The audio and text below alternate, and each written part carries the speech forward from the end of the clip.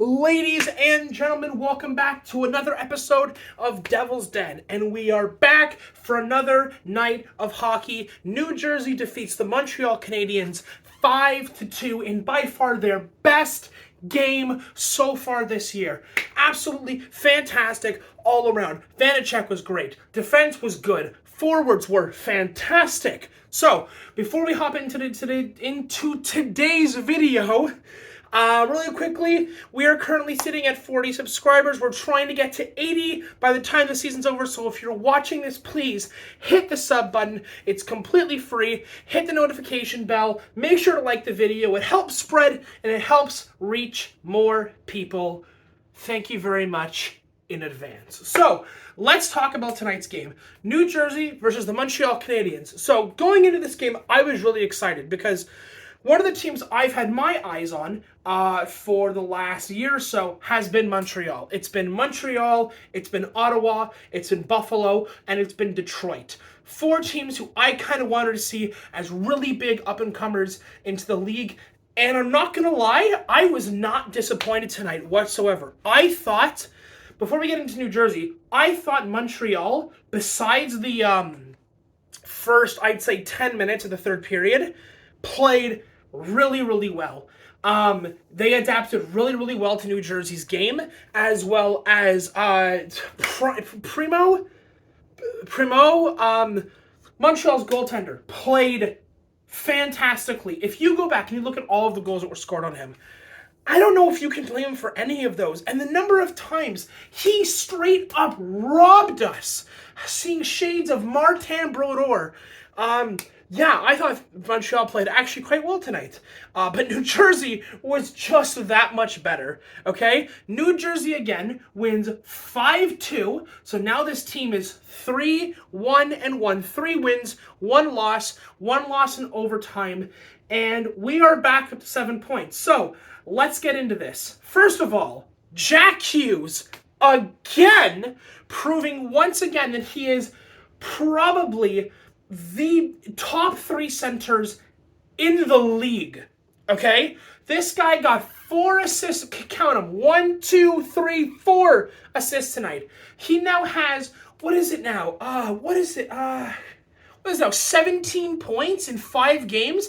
The guy has had the best starting 5 games of anyone in the history of the NHL. And if that wasn't good enough, every single one of his assists tonight was a primary assist, meaning he was the second last guy to touch the puck on every single goal. You thought Jack Hughes could only score? No. Jack Hughes said, screw the goal scoring. I'm going for the assist record this year, okay?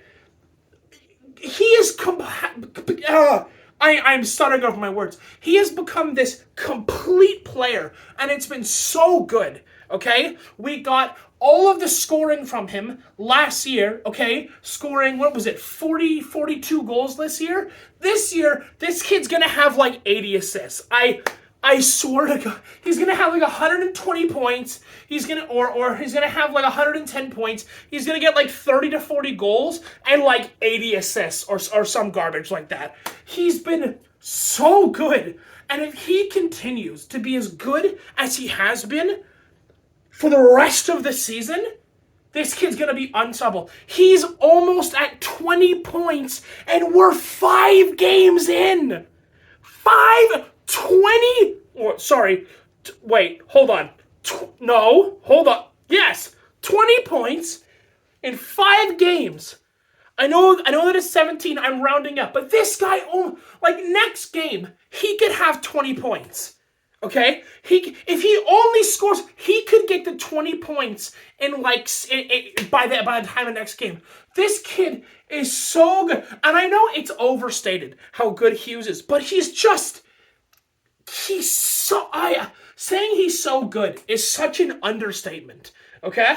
So, that's Jack Hughes, which I feel like I talk about in every single episode now because he's been so impactful. But let's move away from Jack Hughes for a second, okay? Tyler Toffoli, new addition in the offseason, gets not only his first goal of the year, not only his first goal as a New Jersey Devil, but puts up 3 goals in his first hat trick as a New Jersey Devil. He's like, you know what, guys? I know you signed Jack and you signed Brat and you signed Dougie to these massive contracts, but let's not forget about Mr. Tyler Toffoli. 3 goals for Toffoli tonight. Fantastic. Without his goals, granted one was an empty netter, but still it doesn't matter. What a game he had. 3 goals, Jack had 4 assists, and not only that, Nico Hughes, oh, captain, my captain, gets his first goal of the year. Almost had two. And we'll get to that first goal because I have some thoughts about that. So Nico gets his first. Tyler Toffoli gets 3. Jack's got 4 assists. Meyer had an assist. We're getting point production out of him. Everyone's kind of worried about, is he going to be able to, contribute? He's starting out a little slow. Look, if this guy gets 60 points this year, I'm happy. Okay? If Meyer gets 60 points this year and it's 20 goals and 40 assists, I'm chill. I don't care. If he gets 30 goals and 30 assists, I'm chill. Okay? He's going to be fine. I know a lot of people ragged on him. I think he's going to be okay. All right? Vitek Vanacek. I know everyone gets on the guy, but I genuinely think he played really good tonight. He was so steady and sturdy when it mattered. I know the first goal was a little bit weird, and a lot of people want to talk about, bad rebound control. And, okay, fine. I'll give you that. But, I'm sorry, I don't know if at the beginning of the game, the first 3 or 4 shots that were deflections towards the net, or you had guys in front battling, and he was so sturdy and steady and calm and net. There was a couple of shots that got tipped away, gloved it, no problem. He's so good, okay? If he can play as steady and sturdy and calm and just all around what this team needs for the rest of the season, we're going to be okay. Okay? You got Jack Hughes getting 4 points a night. You've got Tyler Toffoli getting hat tricks. And if you can reduce the goals against to 2 goals a game, we're going to be fine. Okay? We're going to be fine. So, let's get into a little bit of the controversy from tonight's game. So, I know a lot of people did not like the fact, or I shouldn't say a lot of people, it's Twitter, so God knows what, that seething pile of dung has to say, but I am a user of it, so I can't complain too much. So, a lot of people online were not too thrilled about the goal that was called back. It would have been Hughes' first goal of the game, got called back due to goalie interference. In my personal opinion, that goal should not have counted. Okay, and here's why. Comes down to 3 main things. 1, if you're going into the net to try to score on a guy, I totally get that sometimes you're going to get a little too close, a little too personal to the goalie. And I get that. The problem is that Hughes crashes into the goalie, and before we get to the defenseman, we'll get to him in a second. As he crashes into him, the puck does not cross the line until Hughes makes contact with the goalie. And even then, it's well after. You can watch the video reviews. So the first one is Nico Hughes makes full contact with one of the legs of Primo. And because of that, it prevents Primo from moving. Which means if a goalie, if you are in the crease, okay, challenging for the puck, trying to put it in, that's fine. But if you make contact with a goaltender and they're unable to physically move to potentially make the save, you're getting called for goalie interference. And I understand that you had the Canadiens defenseman bearing down on Hischier, right? Basically pushing him towards the net, pushing him towards the goalie. And as much as I can understand that, I hate to say it, but it doesn't matter. It doesn't matter. If some guy, let's say you've got the puck and you're challenging the goalie, you're in the crease, you're digging for the puck, and some guy comes up behind you and cross-checks you into the goalie, if you make contact with him and you push him into the net like he sure did, and then after the contact is made, the puck goes into the net, that's going to be called goalie interference every single time. I'm sorry. Is it fair? No. But we're not living in a world that's fair. So you kind of have to suck it up. So he makes contact with the goalie. He prevents the goalie from moving with his body. I understand this guy behind him pushing him into the net, but still. And 3, the puck does not cross the goal line until well after, and when I say well after, I'm saying like 3 seconds, after Nico makes contact and pushes the goalie's leg into the back of the net. Okay? If the puck goes in first and then he crashes into the net, then we've got a good goal here. Okay? The problem is he hits the goalie, pushes him into the net, Primo's got it, and then it kind of falls, goes between his legs and tumbles into the net. You're getting called for goalie interference. So in my opinion, the rest made the right call. I was even like, hold on, that should be goalie interference when I first saw it. So I'm going to take my position on that. I think that should have been goaltender interference. I'll let you guys decide in the comments if you disagree with that, why, all that good stuff. So, what was next on the agenda? Right, we're talking about controversy. Okay, so, as many people know, and we've spoken about this once or twice on the channel, the NHL has decided to rescind its position on pride tape on sticks and skates and uniforms and such. Let me set my position on this first and say that I agree with the NHL's decision to rescind its ban on pride tape in the NHL. The NHL has no business telling individual players what they can and cannot do in terms of the way that they want to, if they want to put tape on certain things or stand for certain social causes. And if players want to stand because they feel really strongly about a social cause, they should be able to show that, so long as obviously it's not calling for violence and things like that. If you have tape on your stick that's it's basically like the Taliban flag, then yeah, the NHL probably should step in, right? Because at that point, you're basically, you're encouraging violence, right? But if you want to put, rainbow tape on your stick or on your skates or whatever, that is totally within your prerogative, okay? Now, this all happened because of 2 things, in my opinion. 1, the amount of massive social pressure that the NHL was receiving